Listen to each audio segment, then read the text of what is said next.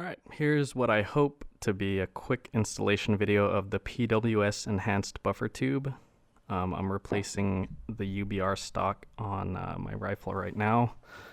The stock's really nice, it's just really heavy, and it's just not really working with my build, so I'm going to be replacing it with the CTR and this PWS tube here. So the first thing I'm going to do is I'm going to, oops, bump the camera. I'm working from behind my camera, so it's going to be really difficult for me to do this. But first thing I'm going to do is I'm going to remove the buffer and the tube.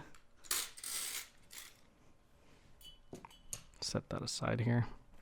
Then I'm going to remove the stock portion on my UBR. See if I can get this in one shot here. There it is. And the UBR has its own proprietary buffer tube because this cheek piece is fixed here. So the first thing I'm going to have to do is remove that. There's a Phillips head screw right here. Go ahead and get that out.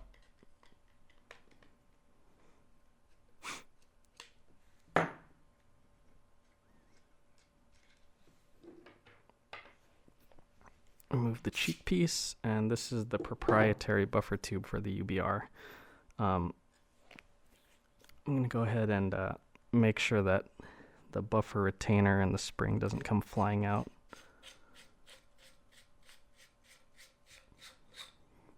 And that's it. It's off. Get the buffer retainer and the spring here. All right, let's see how we do this here. Seems pretty straightforward. Because there's no castle nut on the PWS tube, you don't really need any special tools. You can probably just install it, hand tightening it. So I'm gonna go ahead and put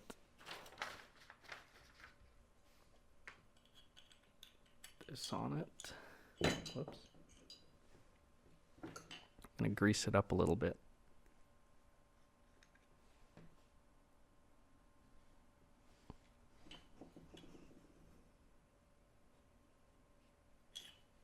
Grease the threads here,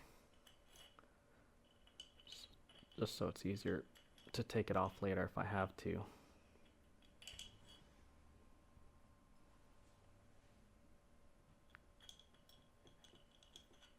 Should be good enough.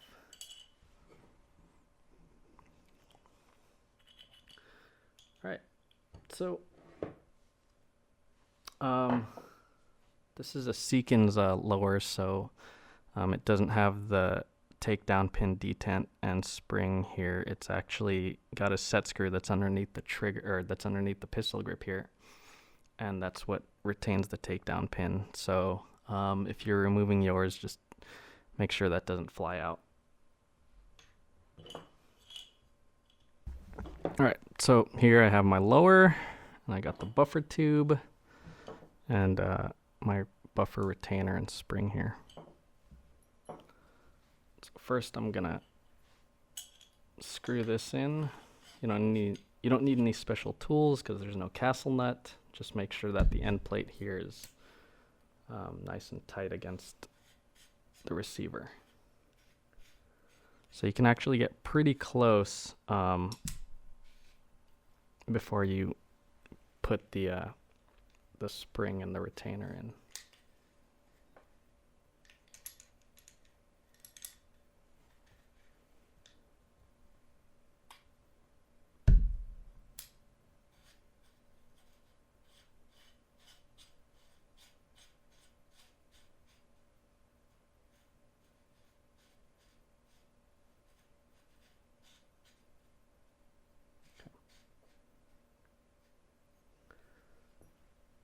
So I'm going to put the spring and the retainer in here and finish screwing it in. It's probably going to end up over here.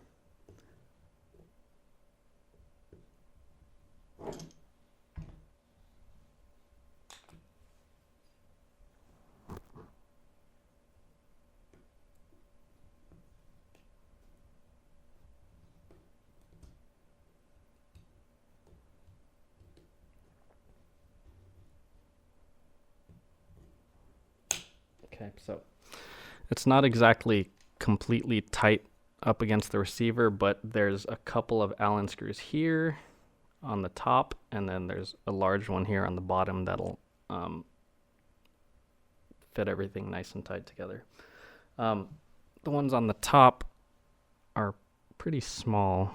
I don't know if you'll be able to see them here, if I can get it in focus. And I put Loctite on these before. They recommend it, but it's not absolutely necessary. So I'm gonna tighten these up top first. Okay, so I'm finishing up tightening these top Allen screws here. And then there's one large one on the bottom that you're gonna tighten also.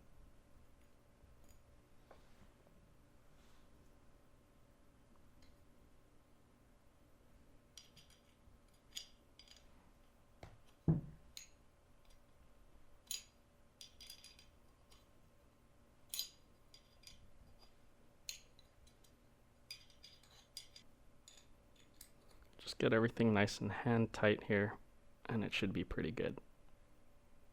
Okay. So buffer tube's on there nice and tight. It's not going anywhere.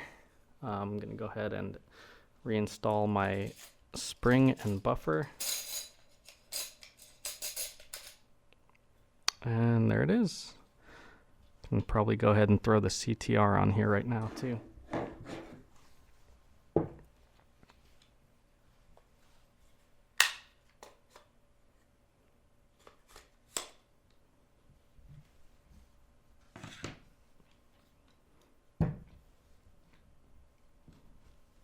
I don't know if I'll be able to do this from behind the camera, but let's try. Nope, not gonna happen.